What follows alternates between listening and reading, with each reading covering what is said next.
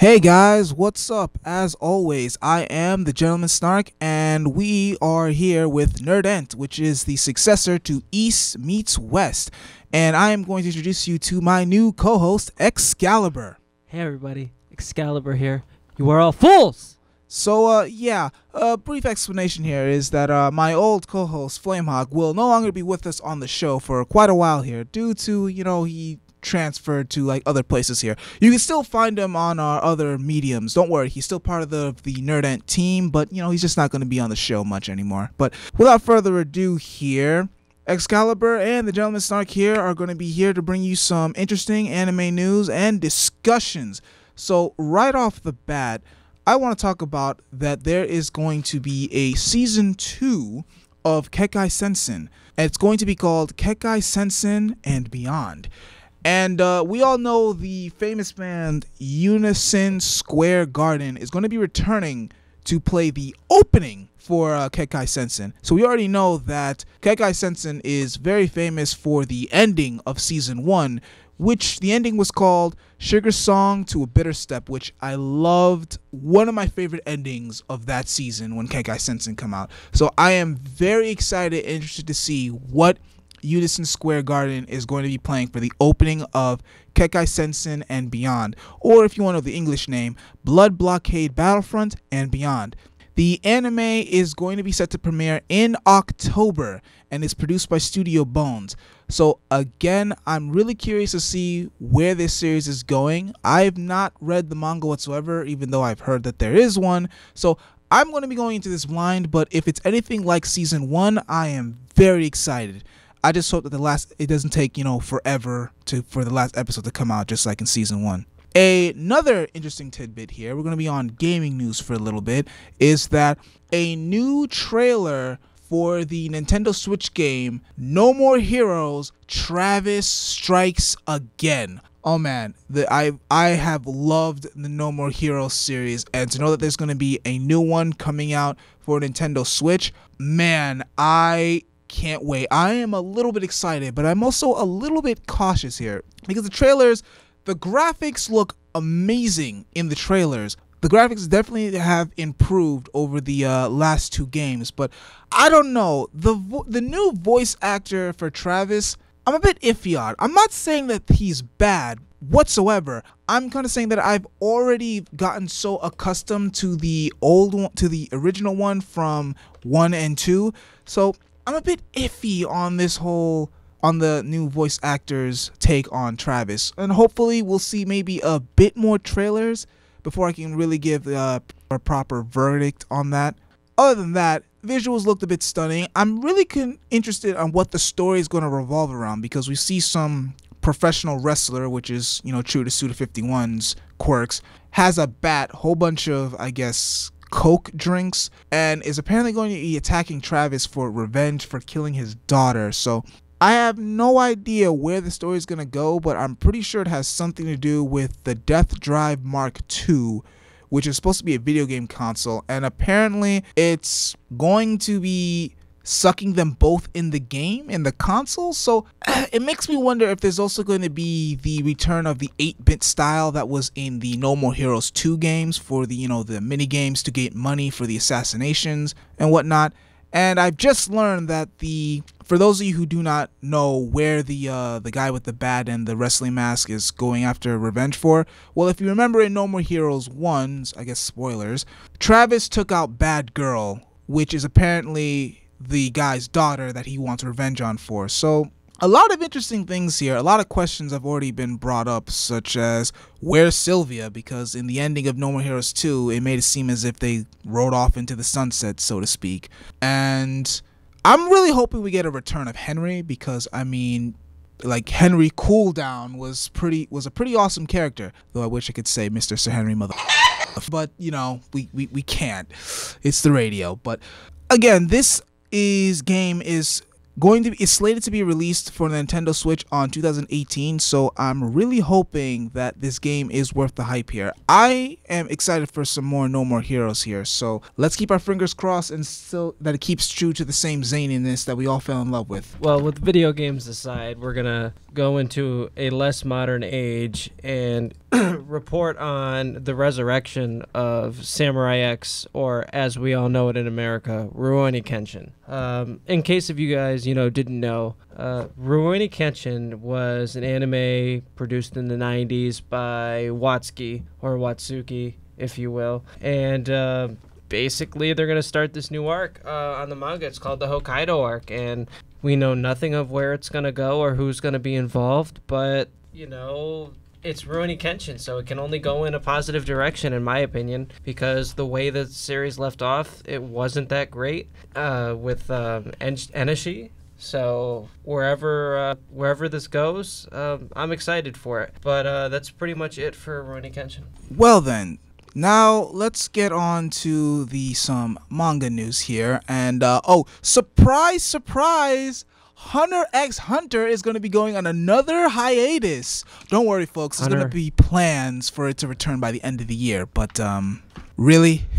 You mean hiatus x hiatus? Yes, hiatus x hiatus. Once again, Togashi did not surprise anyone with another hiatus, especially when things were getting so good in the quote-unquote Dark Continent arc. Oh, my gosh. Well, the problem that I have with this author is that he produces overwhelmingly amazing content. There's absolutely, for the most part, there's nothing wrong with it. He is, the author of Yu Yu Hakusho. In my opinion, it's probably the best shonen created of all time, and it was a predecessor to Hunter x Hunter. And, it seems that the better the series gets, the more he just cuts it off and the lazier that he gets.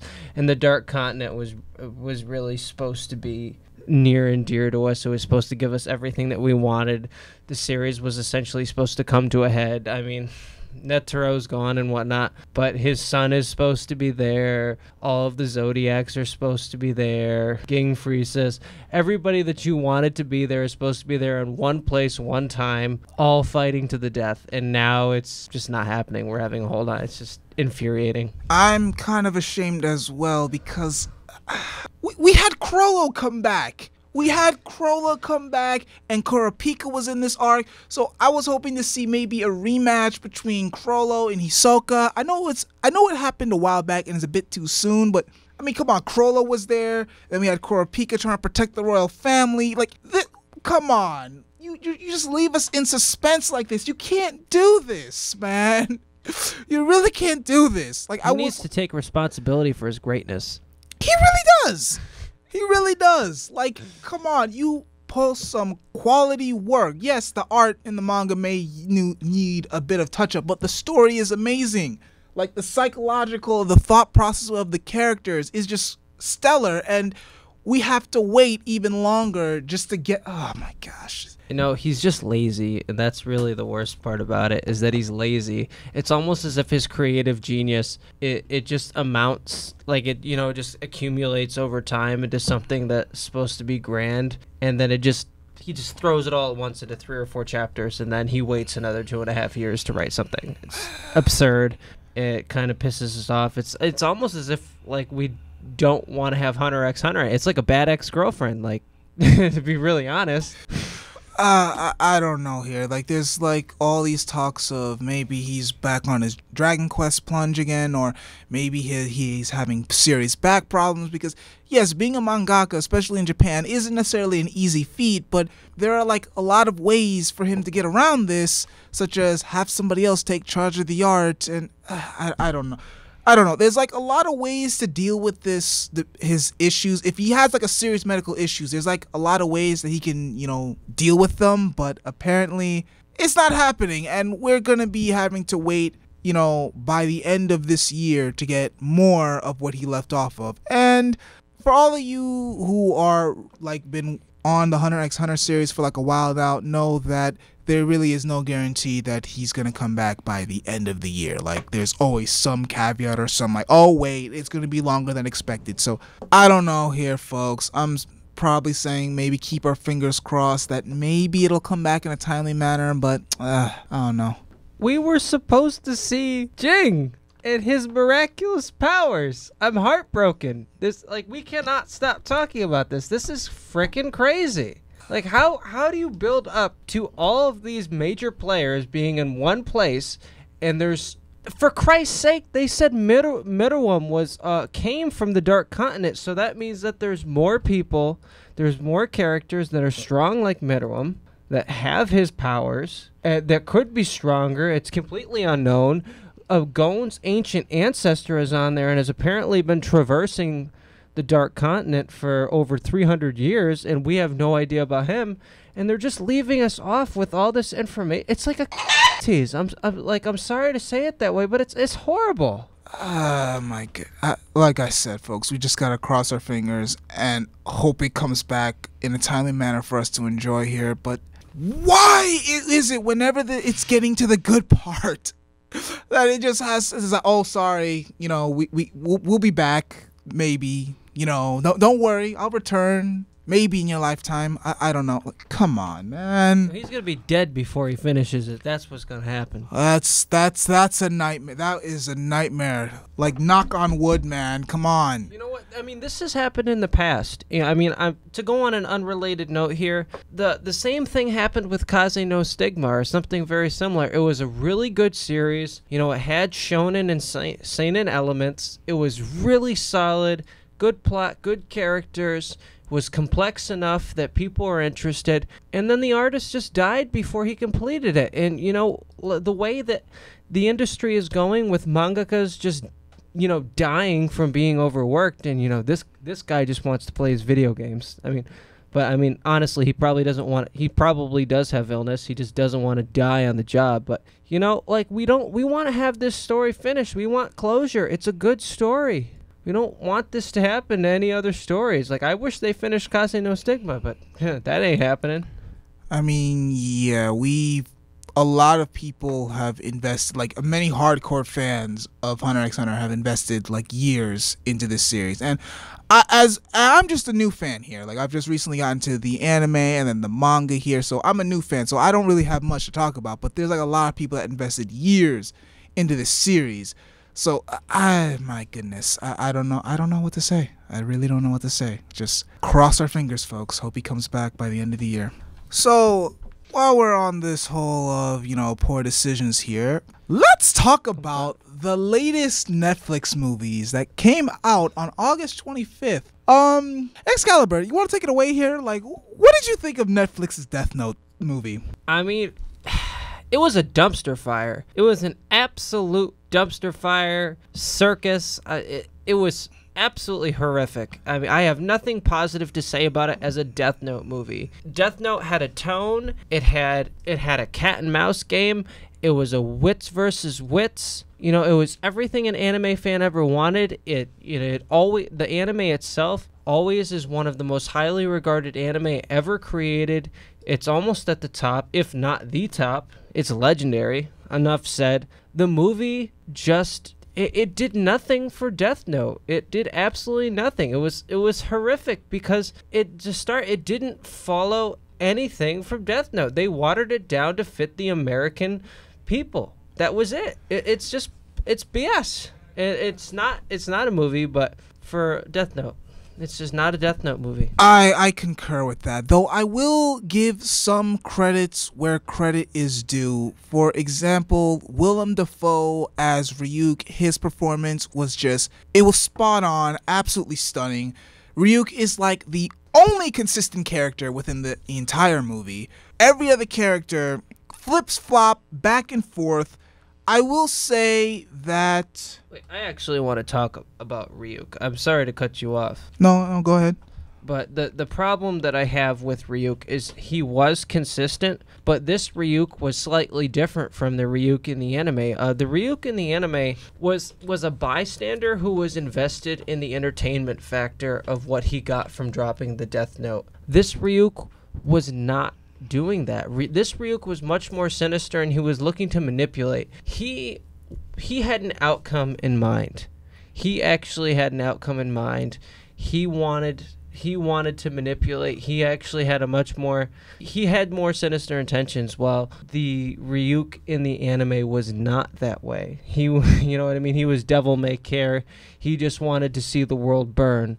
but he didn't want to be the cause of it. Yeah, I will agree with you here. The Ryuk in the Netflix movie seemed very more threatening, almost like a final boss type of character. While in the original series, he was more like, do whatever you want. Just put on a good show. I don't care what you do. Just do whatever you want. So I definitely do agree that he was definitely a lot more sinister in this movie. Well, another thing is that if you paid attention, he held Light Turner to a degree hostage. Because that's another problem is Light Turner. That was a mess, an absolute mess with Light Turner. But we'll finish on Ryuk before we get into that circus. So what I was really kind of disappointed with is that in the movie it kind of because going back to what I said, like Ryuk was more of a final boss type of character. They had some instances where Turner tried to threaten Ryuk, saying that if you keep messing around, I'm going to write your name in the death note. And Ryuk kind of just said, well, the last person that tried to write my name, the only letters they managed to get to were 2. So it was very ominous, but one, it made me a bit confused because one, we already see Ryuk's name was technically in the death note because it was written with that warning. And 2, it kind of hints as if that within the movie, whether Shinigamis can actually be killed by death notes, which if for those of you who actually know or are fans of the original series knows that a Shinigami can't be killed by a human with a death note. It's just not possible. They die because they're trying to prolong a human's life or whatnot. Yeah, I was going to say Ryuk didn't give a He was like, yeah, you can write my name on that thing. I'm not going to die in the anime. Yeah, but in this one, he said like only 2. Basically, it made it seem as if the death note, yeah, very inconsistent, like the death note could kill him or something like that. Because if it couldn't, why would Ryuk potentially threaten Turner? Like it'd be more to his personality that he would just laugh it off or whatnot. Yeah, and why the hell did this light Yagami, they did Light Turner, Light Yagami. He acts more like Timmy Turner. I mean, Jesus Christ. For one, I will give the characterization of Light Turner some benefit. Like, for example, in the original, Light Yagami had both a mother and a sister, but in this one, they got rid of them completely. They made Light Turner's mother got killed off by some guy, and he doesn't have a sister at all. They took some liberties with that. I don't mind the fact that they took some liberties with that. I actually appreciated that because in the original series, the mother did jack all, did absolutely nothing to enhance the story whatsoever, and the sister in the original one only played like a brief role as a brief plot device in a minor arc, and then we never saw her again. Like I think she was admitted to some mental place because of the strain or whatnot. But the fact that they got rid of those 2 characters, I applaud them for taking the liberty in that sense because those 2 characters didn't have much of anything to do with the original series. And I did like on how compared to the original series, they gave Turner more of a reason to want to become Kira because he was actually subjected to tragedy. Because in the original series, Light was not subjected to tragedy. He was just an observer of tragedy. Like he just saw what was wrong with the world, but he never experienced it. He was never wronged in a way because he was kind of a high class citizen in a way because he was, a high school genius getting high grades across the board. His father was like chief of police. So he was living the good life in a sense. He was just an observer to despair. And in a sense, it was kind of, a lot of people theorized that he just used the fact that he killed 2 people. He just used the fact that he was doing good as justification for it. While I disagree with that point. There's many reasons as to why. Go ahead. Because if you pay attention to Light's actions before, he wasn't justifying that. Like he wasn't justifying his poor actions. He was just an immature kid that wanted to play. He wanted to play God, and he was bored because he essentially had everything made. He was getting perfect grades in school. Like you said, he had everything made. You know what I mean? He knew what he was going to do as a job. He knew where he was going to be. He knew his place in the world. And he had this opportunity. But the thing is he had a hell of an ego. And that's what I think the problem is that, or with Light Yagami, you can't say, or in my opinion, you can't say that he, whatever you were saying. But justified. Yeah, you can't say anything about the justification. He was just bored. I don't see that. You know what I'm saying? So yeah, I definitely do see what you're saying there.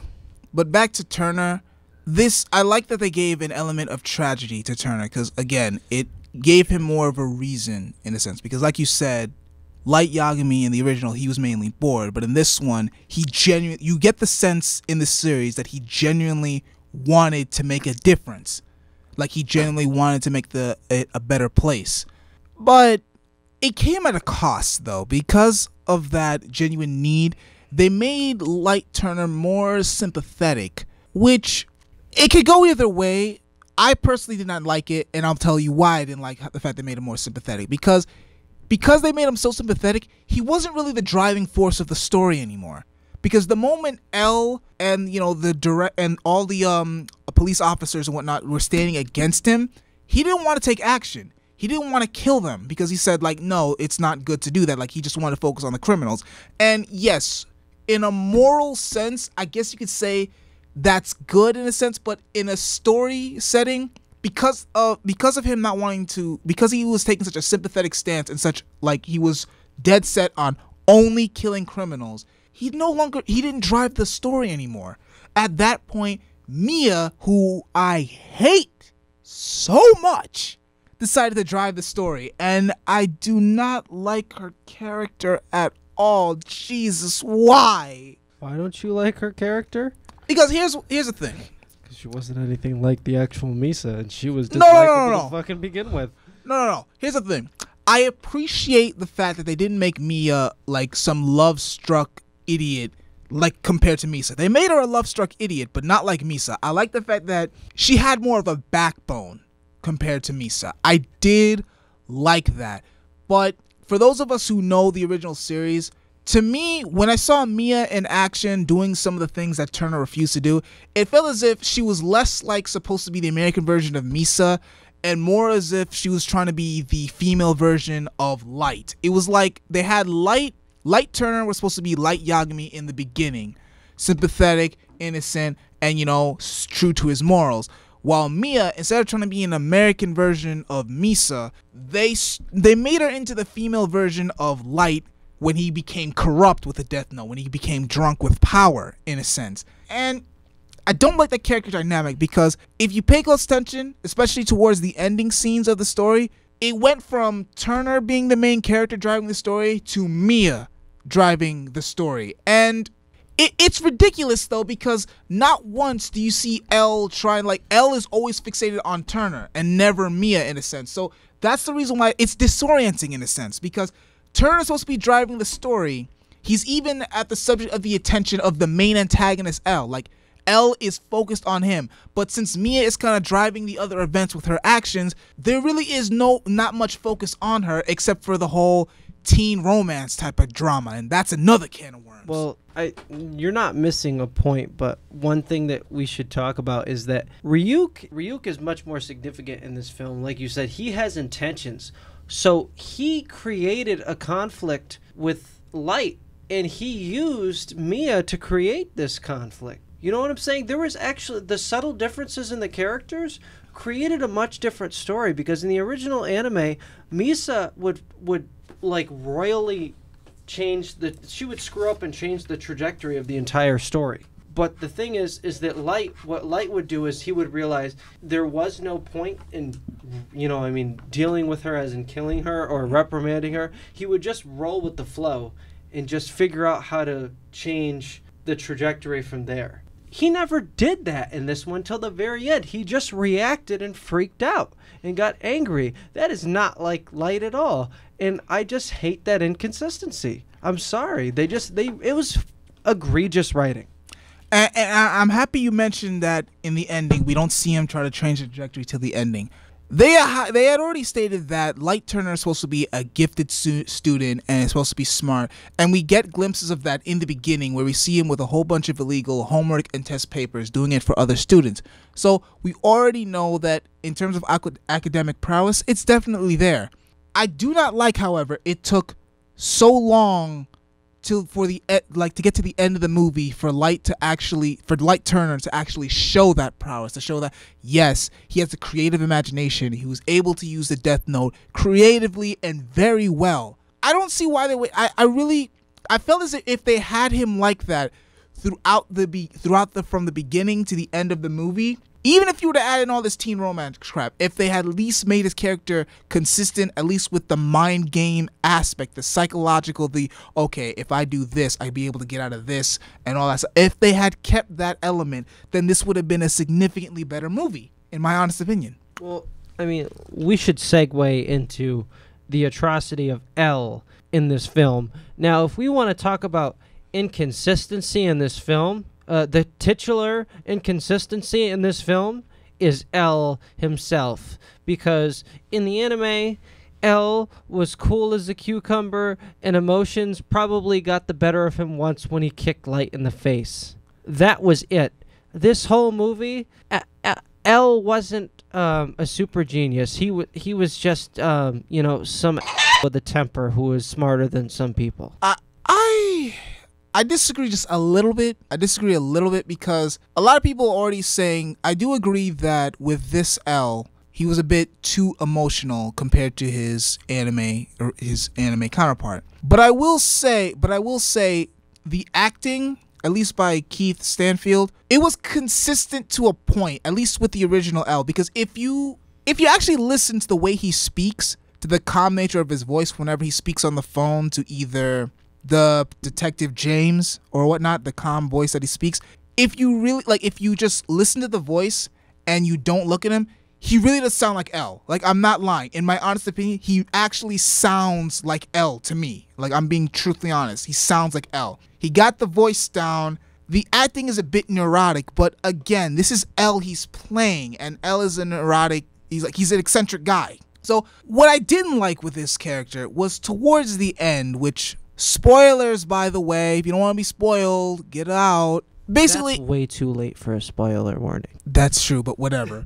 In the end, it's very hinted that L is going to kill Light Turner with the Death Note. I don't like this. Now, again, because I don't like it because the real L, the original L, would never use a Death Note. Never. As a matter of fact, L has a high degree for human life. And he has a non-stop belief that humans can always change. He always has that. That's one of the key characters that a lot of people seem to gloss over, but he's very hopeful in humanity. Now, some may bring the argument in this L's defense, in the Netflix L's defense, that, oh, we never exactly seen how L reacts towards Watari gone, because Watari has always been with him, and in this movie it shows that what would happen to L without Watari. I disagree with that entirely. Wait, no. I'm sorry.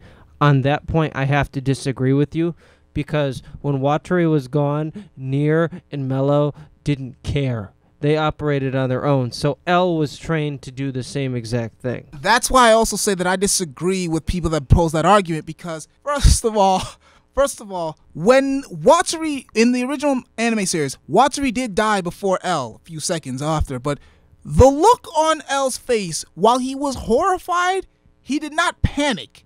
He did not scream, cry, or anything. He just stood there in a bit of shock. And if you want to take those as source material, canon or whatnot, in the movie and in the light novel, L Changed the World, we see that L is still able to get along quite fine without Watari. Like, he's still his usual self, calm, peaceful. Well, maybe not peaceful, but he has the calm, cool, collected factor. So, also, let's point out the inconsistency in the Death Note itself, that Light just put Watari in the damn thing instead of his actual name. That, I was heated. I was so upset when I first saw that. They're just like, okay, let's just put Watari. Like, what I was expecting is that maybe it would be some sort of trap laid by L in the movie to just be like, oh, haha, that's not actually his real name. Fooled you. Now I have proof that you really are Kira.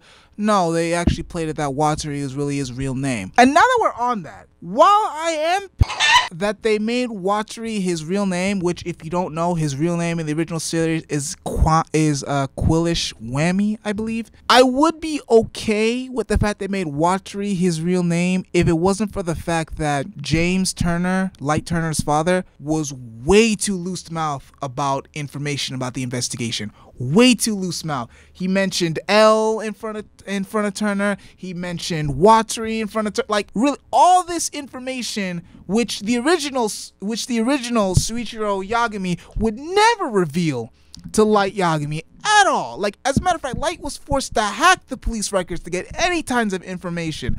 So I really don't like how Light Turner was able to easily access the information behind the investigation. I really don't like that. I really felt like it was handled way too poorly with that. And another point that I had to say, because the writing is so bad. If Light can just put Watari's name in the death note and just say Watari, put the pseudonym in there, he could have done away with L.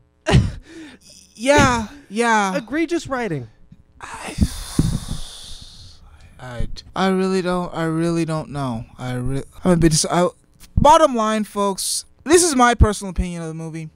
If you're a fan of Death Note, don't watch it, or watch it with a ginormous grain of salt. Because if you're a fan of Death Note and you try to watch this movie, I promise you, you will not like it. Make it a drinking game. Oh yeah, you should make it like every time you see some romantic montage, take a shot. Every time you see an egregious inconsistency, take a shot. Though warning, you might die before the movie ends. By the way. Yeah.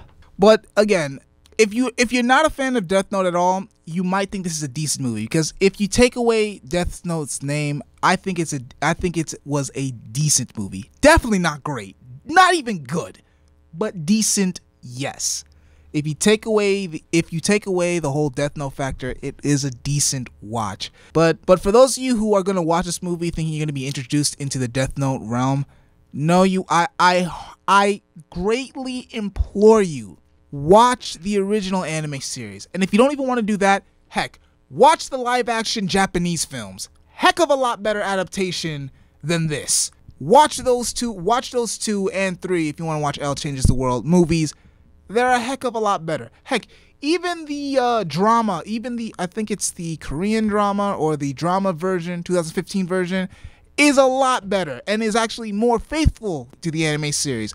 That's a hell of a lot better as well than whatever this Netflix series was. Honestly, in my opinion, what they should have done if they really wanted to make this a Death Note movie was to make it a spin-off. And what I mean by spin-off, I meant don't make Light Turner an Americanized version of Light Yagami.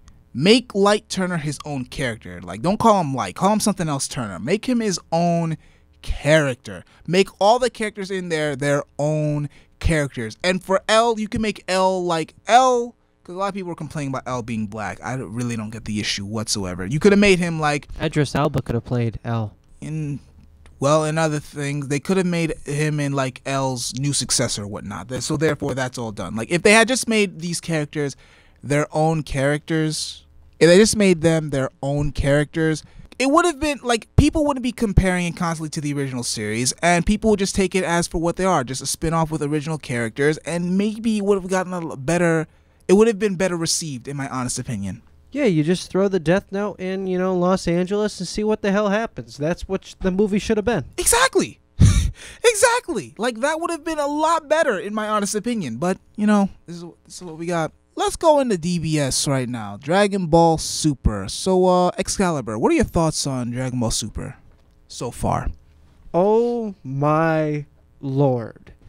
The first half of Dragon Ball Super, when we went through Beerus, Frieza, and even I'm sorry, like the Zamasu arc, like, it was trash because that was all fan service. Some of it was good. Okay, some of it was good, like Vegito Blue. Some of it was good, but the villain was horrific. He wasn't a good villain. Zamasu wasn't a good villain? No, Goku Black was a good villain, but they ruined it with Zamasu because he was a spoiled little brat. But Goku Black was just Zamasu in Goku's body. I'm not following here. But he was he had the same intentions as Goku. Let me get as strong as humanly possible. But they both wanted to eradicate the human race. Yeah, Goku Black wasn't as obvious about it.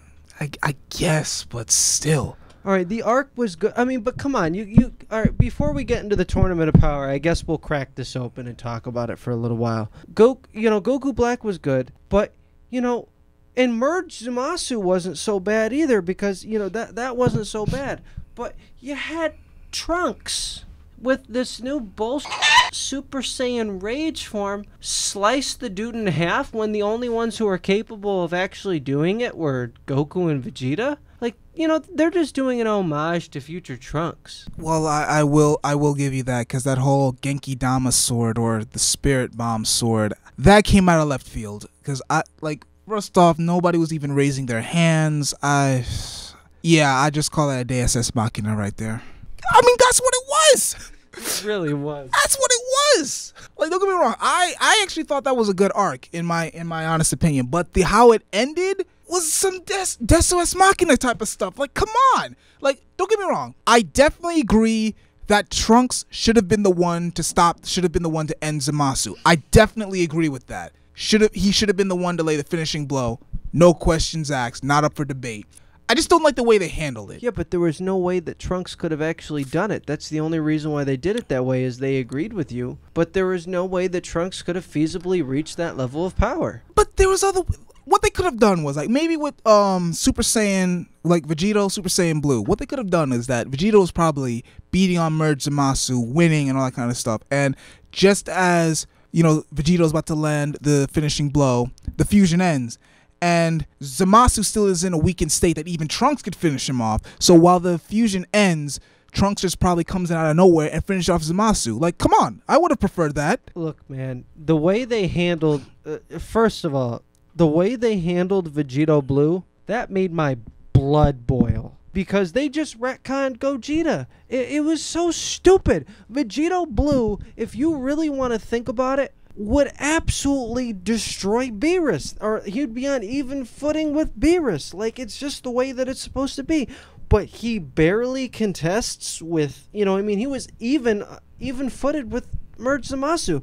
That's a load of I can't believe it. And I'm sorry, but that needs to be talked about. They just completely goofed that up. I mean, at least in the manga version, with Toyotaro's version, it was more of a one-sided fight. When Vegito ended up on the stage, it was more of a one-sided fight. Like, he was dominating Zamasu.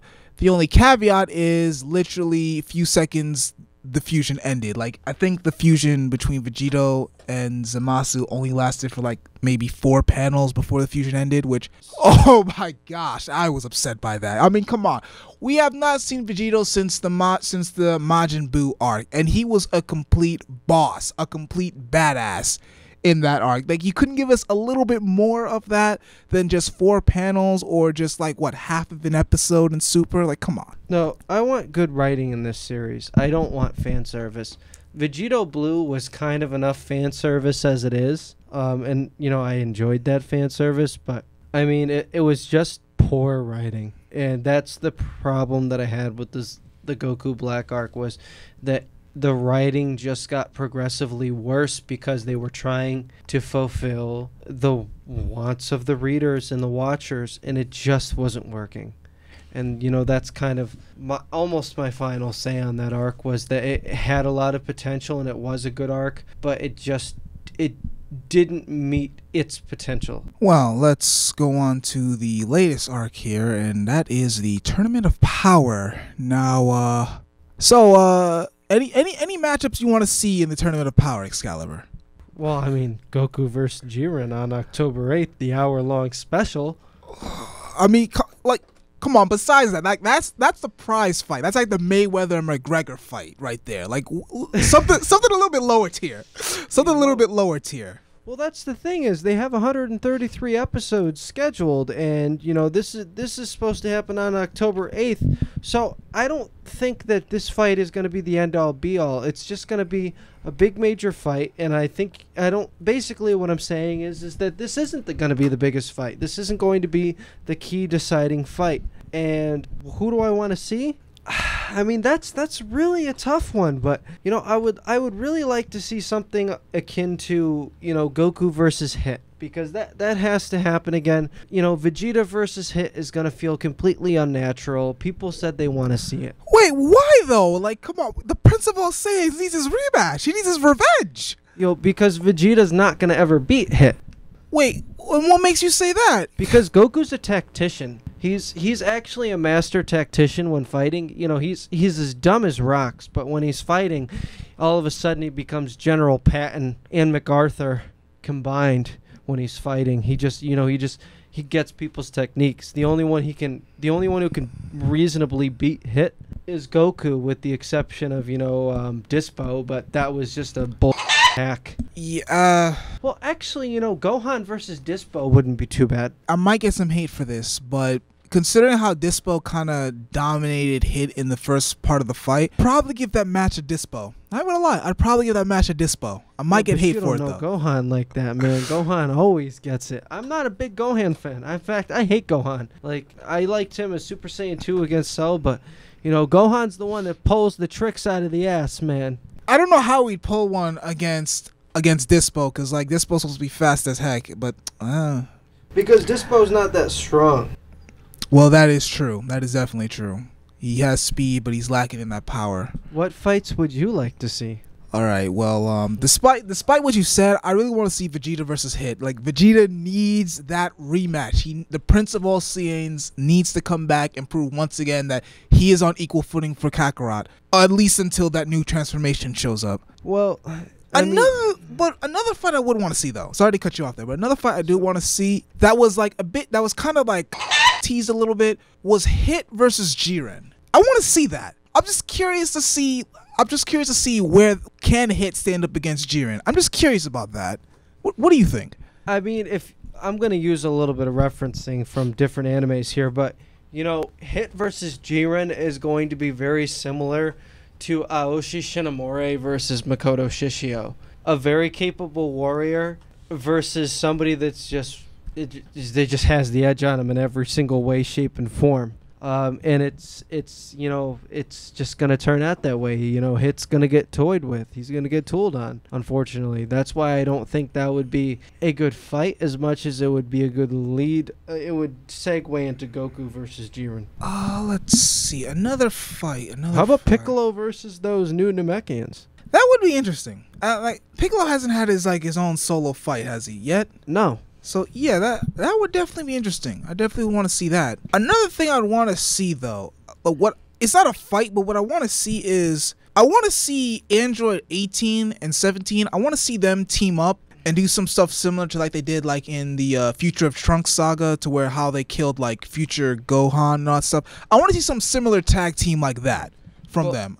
A tag team? Well, I mean, that's going to happen. You know that for sure. But the thing is the way they wrote the story is that 17 is almost God tier and 18 is useless in this tournament. I mean, not useless, but I mean, because Roshi, for whatever reason, Roshi was able to fight off whoever he was able to fight off. But if you really want to think about it, 18 is less than Cell tier. So, there's some big players here. I mean, 18. Think so.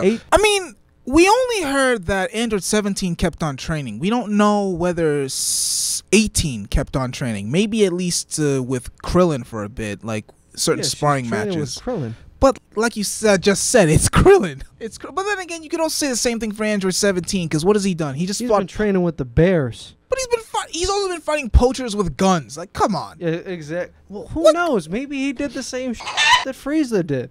What, image training? It worked. Yo, I'm sorry, but whenever they bring back Frieza, they somehow manage to get it right. Oh, that's another one I want to see. Frieza versus Jiren would be much better than Hit. Yes, I want to see that. Actually, how about Frieza versus Hit? The reason why I always spam Hit so much is because Hit is broken. He's fundamental. Like, the only one that came close is Goku, and Goku never beat him. Like, it ended up in a draw. Frieza beat a Hakai. That's broken in and of itself. But the thing is, the reason why I say that Hit's more broken is that nobody can hit when he's traveling through dimensions. Nobody can hit him. No one can touch him. Look, man, Goku did it with this, Super Saiyan, the Super Saiyan Kaioken, and Dispo did it, with some weird, bad writing, But the thing, though, at least with Dispo managed to attack him before Hit was able to go into that form. And then Hit managed to, find a way to trick. I will say the way how Hit managed to trick him was a little bit of bad writing. It made sense, but personally I was kind of like, come on, like why would it take you so long to figure that out? In my honest, like, oh, if I twitch my muscles as if I was going to do the time thing, I'll trick him and bring it. I don't know. I felt like that kind of came out of nowhere in my honest opinion. I mean, they kind of wrote themselves into a little bit of a corner there, don't you think? Toriyama's really good at writing himself into a corner. I feel as if, because this whole, especially the whole Tournament of Power, if you really pay attention, like, a good majority of this, besides this being, like, homages to certain animes, you know, like Sentai or Kamen Riders and then Magical Girls, is like, this also has been, like, a good homage to Dragon Ball. Because, like, in the latest episode 105, with Master Roshi, you cannot tell me those entire Master Roshi thing wasn't a whole giant reminder of people of the whole Dragon Ball series. Like, he tried to hypnotize the guy, make him fall asleep. I was like, this is Dragon Ball all over. A little bit. But, I mean, realistically, that's all Roshi could do. But, I mean, another fight that I would want to see that I think is plausible, and a lot of people are going to come to this conclusion as well, is, you know, Vegeta versus Toppo, because Toppo's relevant. He's the leader of the Pride Troopers. He was in line to be a god of destruction, and Vegeta, that would be appropriate fight, is Vegeta versus Toppo. Who else is going to fight Toppo? Well, that is true, because let's be real. Goku bodied Toppo. Like, it's not even up for debate. He was just playing around with him in regular Super Saiyan, and the moment Goku went blue, he bodied him. That's just a fact. He bodied Toppo. It really was that savage. I mean, I personally think that Vegeta could probably body Toppo in a similar fashion. Don't you? Yeah, but I mean, who else in this tournament of power is strong enough to actually combat? What is it going to be? Everybody versus Frieza? Okay. Is it going to be everybody versus Jiren? I mean, Kale is going to end up being relevant. Khalifa is going to end up being relevant at some point. She's going to get some sort of ascended form. I don't think it's going to be blue, but it's probably going to be something like Super Saiyan 4. Speaking of which, where's my man Kaba at? I don't know. Where I want to see, like, don't get me wrong, I like seeing the ladies. Maybe there'll be a fusion between them. Nah, I doubt that. A hermaphroditic Super Saiyan? Oh, wow. Good night, everybody. But seriously, where's my man Kaba at? Like, let's get some Kaba in there. Like, maybe have Kaba fight one of the magical girls that are still standing there. Like, come on, I want to see Kaba in action, because they had this whole thing where Kaba just approached Vegeta saying, like, yeah, it's time. He's like, Sensei, well, they're gonna fight it's time again. for you to fall off. But come on, Vegeta's not losing to Kaba. You and I both know Vegeta is not gonna lose to Kaba. That's not happening. Like, if that happens, I might drop the series because of that, because it's not happening. Vegeta will not lose to Kaba. If that happens, I'm seriously gonna drop the series. Well, I don't know what to tell you, but obviously Kaba's not going to beat Vegeta, but they've kept them around long enough, and they did enough build-up with Kaba and Vegeta that something's going to happen with Kaba. Something's going to happen with Caulifla. God, I love Caulifla. She's really well drawn. And, you know, there's going to be something's going to happen with those Universe 6 Saiyans. Another thing, though, I really want to know more about the other universes, though, because, like, I believe the ones that are all going to get eliminated. Well, I mean, are they all going to get eliminated? Because personally, I really think there's something. That's another thing I want to bring up. What is the Grand Priest's master plan? Because I really don't believe that he's just going to eliminate those universes right off the bat.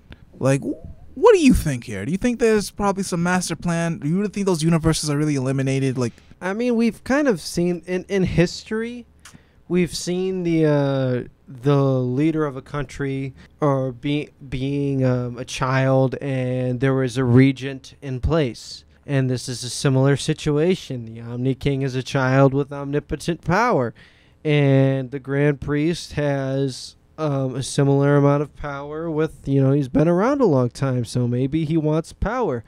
Maybe he wants something, and he's using the Omni King to do it. And that's my personal belief, because, you know, if the Omni King was just the Omni King alone, this story would be pointless. Why does this child have any concern whatsoever with balance in the universe? He doesn't. No, not at all.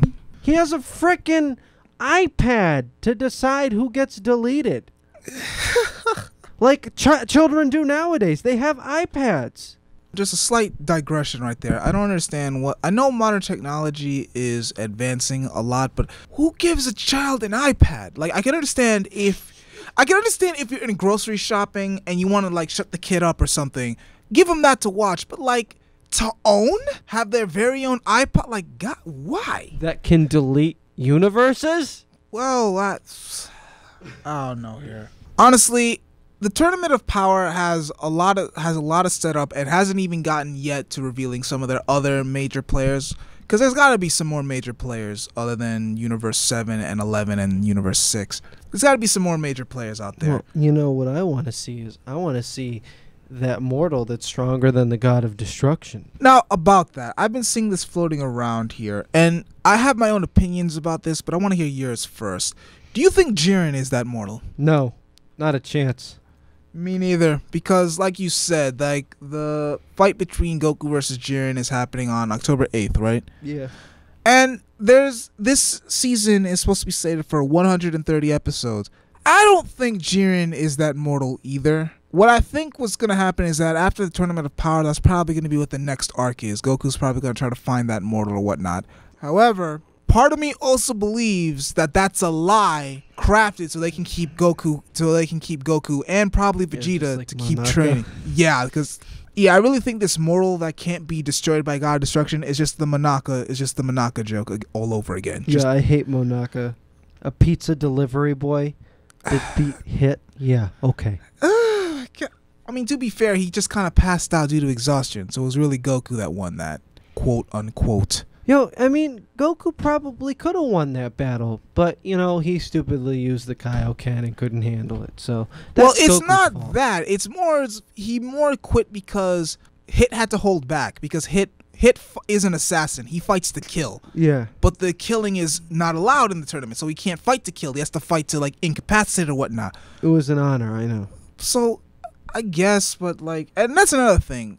There's been many arguments saying that Goku is a lot more selfish, he's too stupid here. I will agree that while Goku has always been stupid, if you really look at the recent episodes, in my honest opinion, they have turned him into like Dragon Ball abridged stupid. Like, it's just ridiculous sometimes. Yeah, but that's a good character. They wrote him well and abridged. Team 4 Star wrote them to be like an utter joke. They wrote them for what they actually are. That is also true. But enough about the abridged series. Anything else on the Tournament of Power here, or do you want to talk about what other future arcs you could expect after the Tournament of Power? I mean, there's what is there? There's a couple universes that were erased. We could talk about those, but those were probably garbage universes anyway, or they were universes that were too powerful. They could go into that. They could go into this big plot by the day Shinkan. You know, Goku could keep kidnapping the Omni King with the button. It could be like a Peach and Bowser type thing. Who knows? It can go anywhere. You know, the way Toriyama writes. They should probably, if they could continue it past the Tournament of Power and make it look good and, you know, make a good story, yeah. But, you know, if they can't do that, just stick with the Tournament of Power. That's all we wanted in the first place. All right. Well, I believe that's all the time we got here. So, once again, thank you for tuning in to our show, Nerd Ent, on WXCI 91.7 FM. And, yeah, once again, I am the Gentleman Snark. And this is Excalibur. Be foolish somewhere else.